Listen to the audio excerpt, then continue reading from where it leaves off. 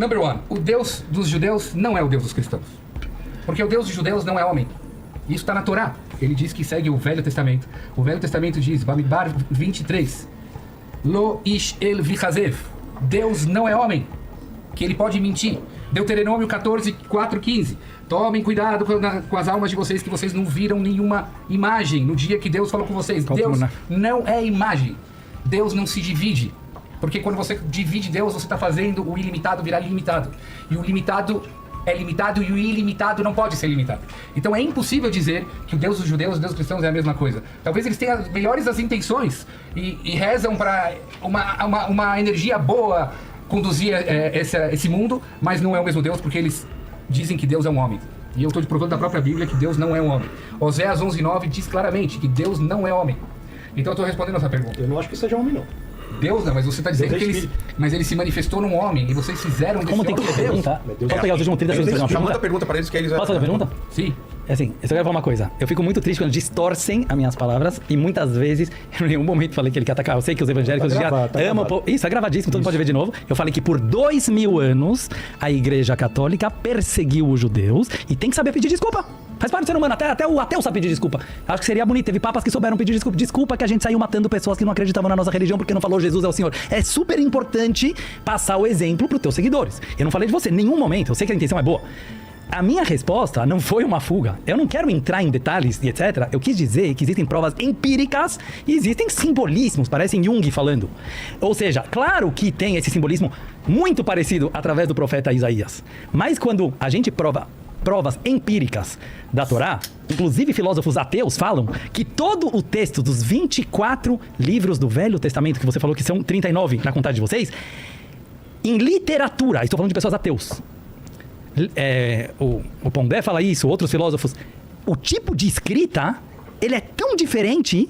Ele fala que é um desrespeito ao Velho Testamento você colocá-lo ao lado do Novo Testamento por erros de português, ou da língua que está sendo falada. Ou seja, não estamos falando nem do mesmo estilo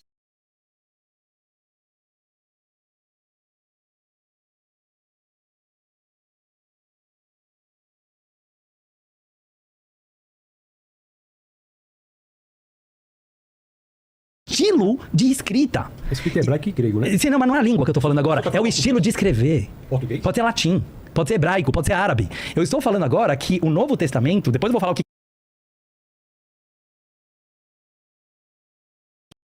colocá-lo ao lado do Novo Testamento por erros de português, ou da língua que está sendo falada. Ou seja, não estamos falando nem do mesmo estilo de escrita. Escrita hebraico e grego, né? Sim, não, mas não é a língua que eu estou falando agora. É o estilo de escrever. Português? Pode ser latim. Pode ser hebraico, pode ser árabe. Eu estou falando agora que o Novo Testamento, depois eu vou falar o que eu acho sobre o cristianismo, que eu acho que é uma religião belíssima. Qual vai ser a sua pergunta pra gente? Então, a minha pergunta é uma só. Por que é tão importante para vocês, eu coloco no plural porque eu sei que tem muitas linhas dentro do cristianismo, que o mundo inteiro diga, assuma em palavras, por exemplo, certo? Jesus é o Senhor. O que isso muda na prática, no comportamento do ser humano, sendo que eu, Dudu, não Rabino Dudu, eu, Dudu como pessoa, vejo ateus se comportando de forma extremamente moral e digna, eu vejo judeus se comportando bem ou mal, e eu vejo, ou seja, vocês acham realmente que a conversão para o cristianismo, que é a salvação, uma pessoa chegar e falar, eu aceito que Jesus morreu em nosso nome, que depois eu quero fazer uma outra pergunta sobre isso, porque meu tataravô também morreu em nosso nome no Holocausto. Qual que é a pergunta? Não, a pergunta é essa. A pergunta é simples. O que muda na prática, no comportamento de um ser humano digno, moral e bondoso, se ele aceitou a frase Jesus é o Senhor, ou se simplesmente ele acredita que Deus criou o mundo e pediu para o ser humano ser um ser humano bom? Bom, vamos lá. Vou tentar unir o que o Mirra começou a falar com a sua pergunta aqui. Primeiro, ele começou a dizer assim, o Deus dos judeus não é o Deus dos cristãos. Então, primeiro, nenhum povo tem procuração para ser dono de Deus. Deus é um ser acima de tudo, de todos. A primeira vez, o judaísmo começa do encontro entre Deus com Abrão. E Abrão, que significava pai exaltado e se torna pai de multidões, já pega aí, multidões. A primeira vez que esse Deus falou com Abrão, ele disse assim, a partir dessa sua obediência, serão benditas todas as famílias da terra. Não está dizendo todas as famílias que saírem do seu sangue, mas que todas as famílias da terra seriam benditas por causa do encontro entre Deus e Abrão. Correto. Então, a primeira informação que nós temos é que o Deus bíblico, o Deus da Torá, o Deus lá do Bereshit, esse Deus, ele, desde o início, ele está deixando claro que ele não é senhor de um povo, mas ele é senhor de toda a terra. Salmo 19, Isaías 42:5 diz assim, que ele é o mediador de uma aliança. Concordo. Para todos os gentios, inclusive, entende? Então, o povo judeu é um povo que não foi escolhido, ele foi formado por Deus, porque não tinha um povo e Deus olhou na terra e falou, Unidunité, vou escolher esse aqui. Não, Concordo. Deus formou esse povo andando com Abraão, depois com Isaac, depois com Jacó. As esposas deles eram todas, não conseguiam ter filhos.